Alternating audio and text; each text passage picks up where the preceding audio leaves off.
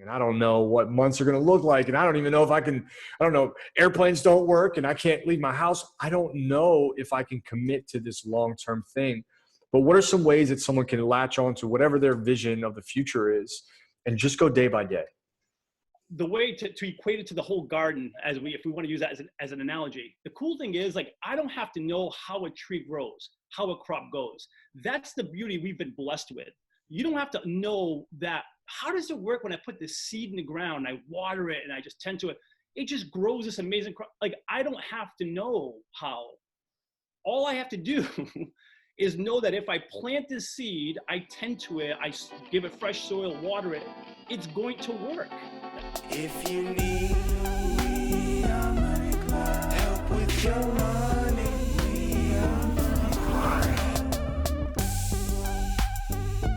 What's up, everybody? Welcome to the very first Money Club podcast. This is called This is Financial Intelligence. We're really excited to do this. Kick this off with a business coach who works with small businesses and startups. His name is Mike Goncalves, and Mike and I have been connected for, I guess, the better part of a few months. Right. And we just jive on what really matters. And the title of this podcast is This is Financial Intelligence. And I think what we connected on was that money and emotions right now more than ever, it is April 17th, I believe, Correct, yeah. is just very interconnected. And whether you're in a business, have a business, or running a startup, or a part of a startup, we've got a lot of value here for you. And I'm really excited that you're here, man. Thanks for joining us. Yeah, me too, Aaron. And we spoke last week and we thought this would, be super helpful for you and I just to connect and chat and hopefully deliver as much value as we can to whoever's listening. So I'm looking forward to it, man. It's going to be great. I think any conversation that you and I have could be a lot of value for somebody. So that's always the hope and the dream. I think a great place to start today would be to talk about company culture, right? So I'm seeing companies just being shredded and then others rocketing because they've got some clarity in what culture is. Now, you and I probably have a feeling, an intuit of what culture is, but it's a very sort of undefined space, right? Thinking about what is it? How's it work? How would you define company culture, and what does it mean in a time like uncertainty and panic? Right. Yeah. Company culture, I'm going to keep it simple because I think sometimes keeping it, simple is how people mostly grasp it and can understand it, because there's plenty of ways we can define it. But company culture is the personality of a company. It's like, well, it's what makes it what it is, like the underlying, I guess, feel for everyone, from everywhere, from leadership to employees to middle management, really even to the customers. So it's like, it's just, what's the culture behind that company? And so the way I always look at it is exactly that. What's its personality? And it's dictated by its leaders. I don't know if you've been at companies, my guess is you probably have, Aaron. I know I have, where it's like, there's just been a disconnect where, leadership thinks one thing, employees, front lines think another, or vice versa. There's just not this, like, there's not a nice cohesiveness. And I think culture means that everyone's on the same page. They all have the same values and ideas as far as like what they're out to do, and they want to do it together. They're out to support, encourage, and motivate each other. And so is that easy to do? Absolutely not. And that's probably why a lot of companies struggle to do it. And quite frankly, a lot don't even know how to do it. And that's why with the work that I do, hopefully I can provide that guidance to, like, hey guys, if you're looking to create a culture of excellence, as I call it, here's the 4 things that every company who's doing it is doing. And I always make it very clear from the beginning that it's not easy, but it's worth it, especially in times like these where, now you and I see it. It's like companies are struggling. They're battling now more than ever to try to get that culture because they need it more than ever, because employees are working from home. It's like, holy moly, now let's really try to cultivate this culture. And is it still possible? Yes. It's just a lot tougher now. So once this pandemic blows over, hopefully sooner than later, hopefully this is a lesson for small businesses and startups. It's like, hey man, stop delaying this importance of getting this culture in place sooner than later, because it's important, especially during times like these. And it's like, I'm a health and fitness guy. I always equate it to this way, right? With hydration, you don't wait till you're thirsty to drink, because at that time you are already dehydrated. So it's like, drink water as you go. Don't wait till you're dehydrated. Companies, don't wait till a pandemic hits, tough times hit to build that culture.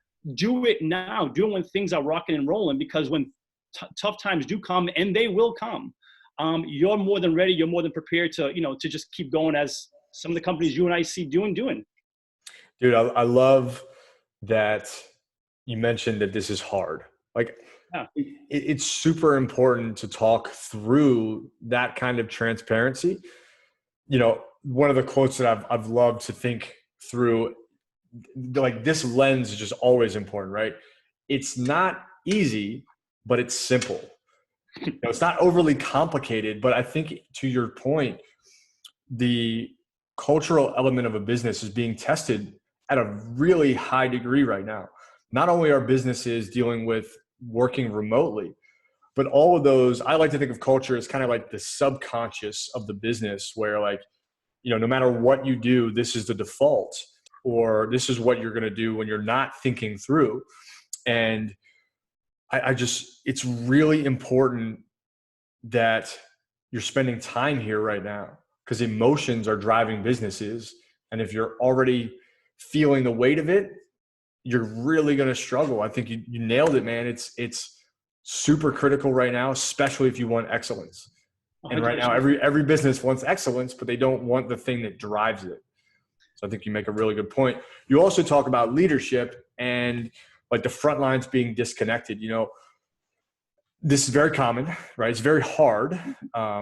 Again, simple, but very hard to keep all pieces of a business connected. What are some words of wisdom we can give to leaders of a business, whether they're the CEO or not? You don't need to be a CEO to be a leader, but what can leadership do if there isn't already this cohesiveness? What can they do? What are some tactics that they can bring to the table to help them kind of pull these audiences that might be far apart a little bit closer together?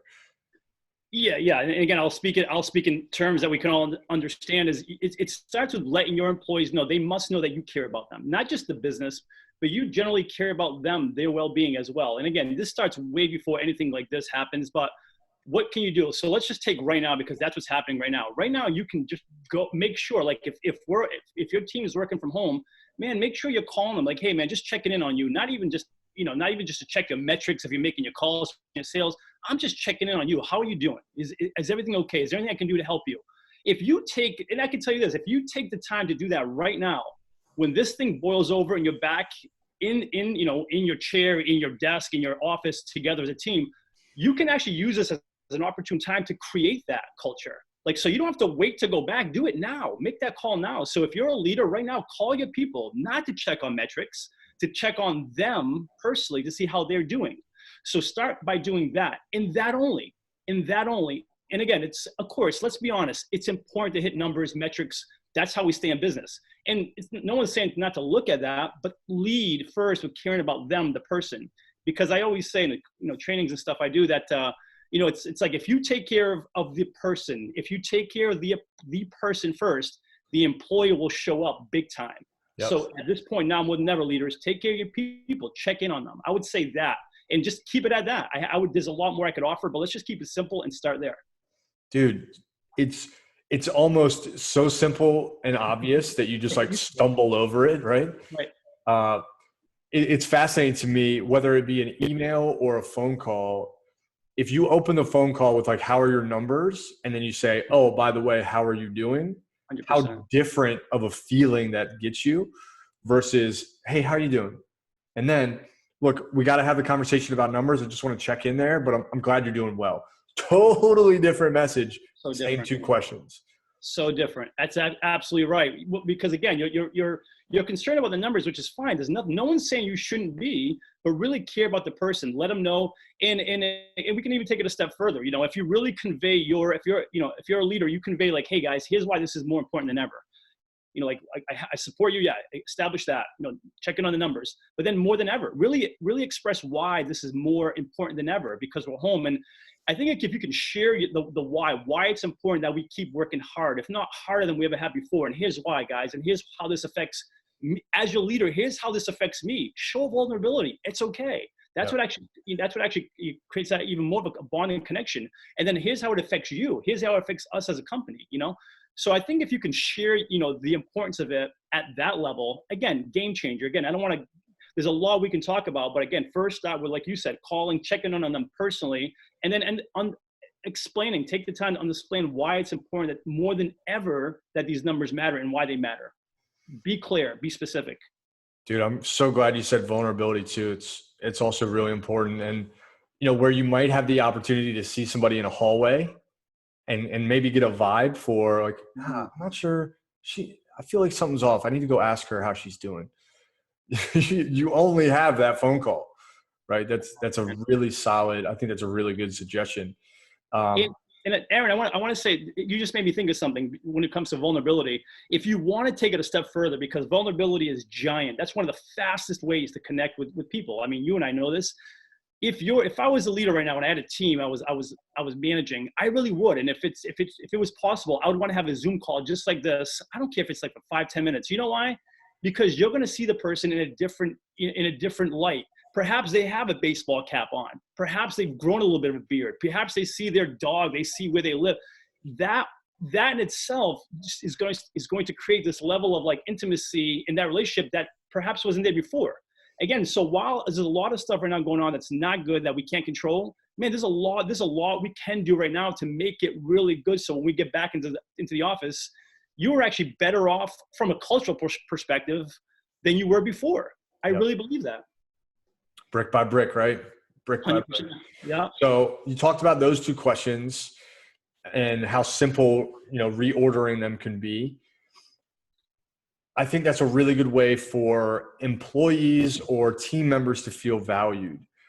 But what are some ways as individuals when we hit the wall, when we get to a point where we're like, the tank is empty, I'm stuck in my house, I can't look at this wall anymore.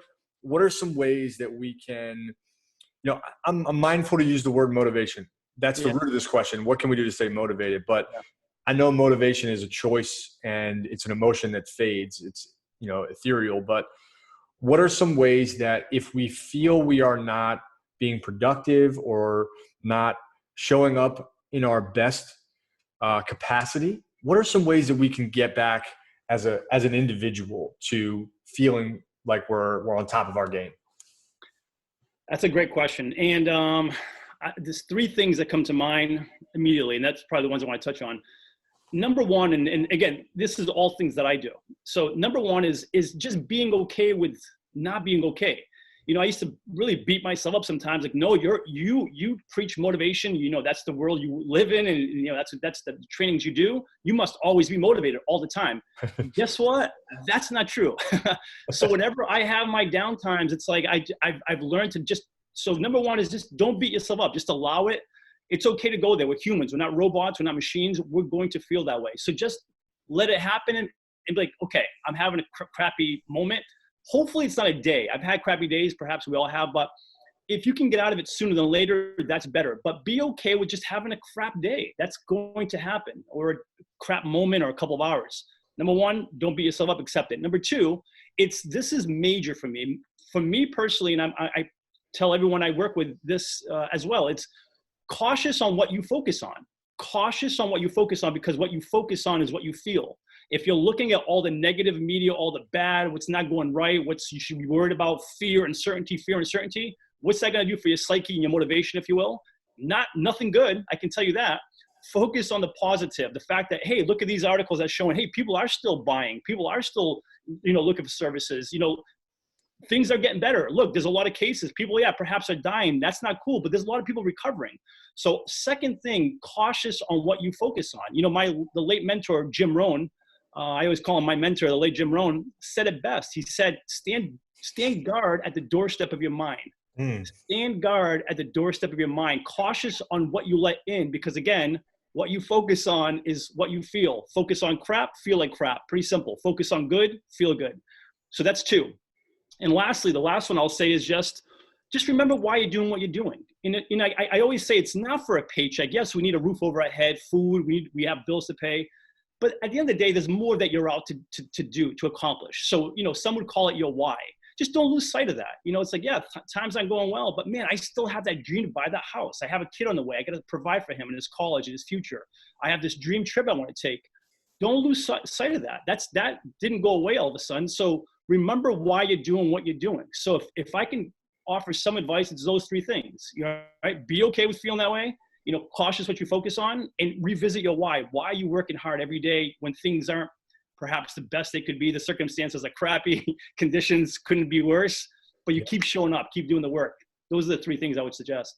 Dude, these are big too, in ways that go way beyond what they seem to address.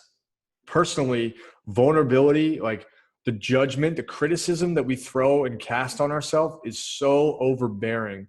I've crumbled to this many, many days, many afternoons where the spiral, like, you know, I make a mistake, or I didn't hit the target, or I missed a call, you know, maybe I'm a couple minutes late, and that spirals into an entire afternoon when that moment didn't have as much significance as I might think it does. Sure. So I love that. Be kind to yourself. That's really important. You know, our focus right now is really divided, and even being focused on some positives can rapidly change your state. I think that's a gem. And then the last one's like gold mine, absolute gold mine. Like, we are forced to consider our what so often, right? What are you doing? What's going to bring an income? What's going to make this work? And why is such an important word right now? Why is going to be the one thing that, you know, gets the engine over the hill? 100%. So I think that's gold, man. I think it's absolute gold. Thank you. Appreciate it. One more thing I'll add, and this just came to mind just because of a book I'm currently reading, but it's also, you know, times like this where it is challenging. And again, I tell myself this as well, because I have lofty goals, and right now it's a challenge to even think of those goals. But the belief is that things will get better. Again, it's a mindset, right? Things will get better if I just keep going. And it's actually, I think maybe you've seen a study, Aaron, that it showed that, you know, optimists, while let me back up. While pessimists more often than not are right, pessimists more often than not, they're right. But optimists more often than not are the ones who go on to win and achieve. Yep. And the reason being is because while the pessimists are right, they're like, dude, that is impossible. You're nuts. You're right. But I'm so kooky and optimistic that I'm going to make it happen that the optimist doesn't stop. They keep going, and guess what? They go to the point where they find a way to win. And so I say that because, do you want to be right or do you want to win? I want to win. And so I'm going to be the guy that keeps going, even if everything's pointing to like, I don't think this is possible. Be the optimist, keep going, because if you want to win, keep going. If you want to be right, be the pessimist and stop. So I'll just add that to that as well. Well, to your point about focus, if you're consistently focused on how it won't work, that's what you'll see. And 100%. I think optimism is a strategy. Like, people think that I think the misnomer, in my opinion, is that optimism, pessimism are, you know, these subjective views of the world. I literally think it's a strategy, right? I'm going to choose to identify these opportunities, these possibilities, and just believe in those. It's faith in its own right. I'm faithful to the process to think that it will create the outcome that I want. 100%. Optimism, and let's define that a little further. Optimism isn't looking at a garden that you have and saying there's no weeds in the garden. We're not saying that. That's actually called being psycho. You're crazy. It's looking at the garden, identifying the weeds, and figuring out, how do I get to them? How do I rip them out so this garden looks good, looks clean, has a crop I want? So optimism is like, yes, identify the weeds, figure out how to get them out to get that flourishing garden. Not telling yourself there's no weeds there. That's ridiculous. So I want to make that clear. It's not brushing things under the rug. It's identifying them and getting past them. Dude, I want to run with this garden analogy, because I think it could be a powerful visual for anybody that's got a business, is a part of a business, wherever they are. I think the garden philosophy is really important, because you don't just like arrive in this amazing, magical green space, right? It takes time. It takes effort. You've got to sow the land. You've got to plant the seeds. You got to water them. Like, it takes a lot of meticulousness. And I think for many right now, what was rattled most, it's not like we never knew the future, and now we don't know the future. That didn't change. But what changed was the belief in something bigger than us, beyond us, in, you know, what could be built, that got really foundationally unstable with this coronavirus. So what's your take on, this is kind of like finite versus infinite, right? How do we latch on to something that isn't real yet and let that be a guide for our actions today, right? We may not be able to, like, the garden is, I'm just planting it. And I know that, like, it might be months before I see these flowers, and I might be able to walk in this thing, and I don't know what months are going to look like. And I don't even know if I don't know, airplanes don't work and I can't leave my house. I don't know if I can commit to this long-term thing. But what are some ways that someone can latch on to whatever their vision of the future is and just go day by day? It's a great question. You've heard it said, Aaron, success leaves clues, right? Success leaves clues. You and I don't, the beauty of it is, like, you and I don't have to identify, what do I need to do to be successful? It's been written about, talked about. There's courses, there's a million things that talk about success and how to be successful. So that's the cool part, number one. The way to equate it to the whole garden, if we want to use that as an analogy, the cool thing is, like, I don't have to know how a tree grows, how a crop goes. That's the beauty we've been blessed with. You don't have to know that. How does it work when I put this seed in the ground, and I water it, and I just tend to it? It just grows this amazing crop. Like, I don't have to know how. All I have to do is know that if I plant this seed, I tend to it, I give it fresh soil, water it, it's going to work. That's called the miracle of life, right? Success, same way.